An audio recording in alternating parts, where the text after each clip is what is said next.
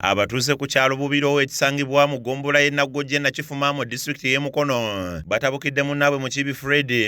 nga bamulanga kubaggulako misango egitaliiyo ssaako n'okwagala okwezza bakabasajja nga bamutaddeko n'ekyokwagala okwezza ebibanja byabwe ku mpaka nga yeekolera endagaano eziraga nti bamuguzizza. Bano bamutuuzizza mu kakiiko k'ekyalo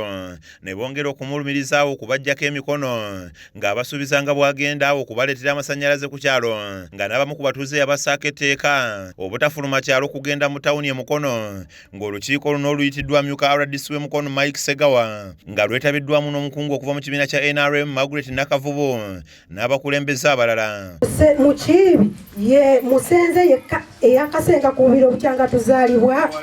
tulina kuno abantu bangi abatali enzaalwa za kuno lwaki nnyo omuntu omu yatulumiza lumunali wabula omu ku batuuze alumiriza Mukiibi okunobya mukazi we kyokka nga bwe yagendayo okumubuuza mukazi we gy'ali yamuboggolera buboggolezi ng'abatuuze bagamba nti okuva omusajja ono lwe yasenga ku kyalo abamazeeko emirembe. Tutakanya maka gange ne mukyala wange omukyala n'atambula n'agenda omukyala bw'atambula n'agenda natandika okunoonyereza ng'omusajja mukyala wange yagenzeewa neŋŋamba Mukiibi mukyala wange yakolako wa mwami Mukiibi ayinza okuba n'essawa ya leero ng'omukyala oyo yagenze ng'ali omwami Mukiibi akola ki akola nakubira mutwandi wange essimu ali kusomera ekisula gy'asomera ne mubuuza n'omukwano ne mutabani wa Mukiibi olina ku nnamba ye n'aŋŋamba taata sooka olinde nginoonya wano ngikusomere nali nama omwana n'anoonya ennamba eyo n'anfulaasi nga ne mukubira omwana n'asoma ennamba eyo ne mubuuza mukulu gunti wangi mama gundi aliko eyo omwana naziramu mukyala twava ku kyalo ewammwe ne mukyala we waffe taliyo biki. Wabula Mukiibi yeeganye ebimwogerwako ng'agamba nti talina muka musajja yenna gwe yali atutte wabula ng'abawabu emirimu nga ku kyokubba ebibanja by'abatuuze n'okuwaabira abataka bw'ati bwe yeewozezzaako. Wange omukyala oyo oli omukyala bw'anoba ku bbaawe omwami n'alowooza nalimbawo emirimu n'abakyala n'alowooza nti mukyala we zinamuwadde omulimu eyo gyendi natandika okubuuliriza ku kyalo bannange ani amanyi Mukiibi gy'ali bannange Mukiibi biki nenkiwulira neŋŋamba mumpe ennamba y'omwami oyo anoonyeza ki ennamba nenjifuna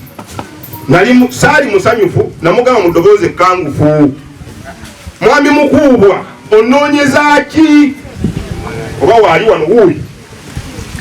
naŋŋamba naye yatya nga nzudde ennamba ye ate mukubira naŋŋamba Mukiibi noonya mukyala wange baŋŋambye gwamulina.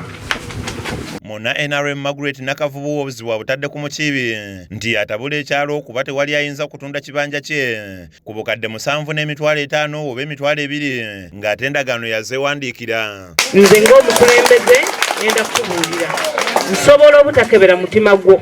kumanya intentions zo naye ku byogeddwa abantu bano bonna nsobola okukubuulira nga munnabyabufuzi ate era omukulembeze w'abantu nti oli mukyamu mu nsonga zonna. Esooka ngenda kugiyita kungulu ogula ettaka ne bwe kiba kibanja togula binyeebwa nti nsasula n'5,000 nensasula n'omutwalo wali ogula kyekyo mwami Mukiibi ekyo tekyali kituufu.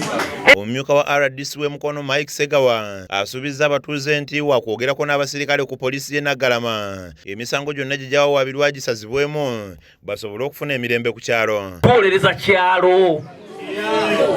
mmwe bannannyini ky'okusigala nga mutebengedde okuva n'olwaleero tewaliiwo muntu wa wano atakubye Mukiibi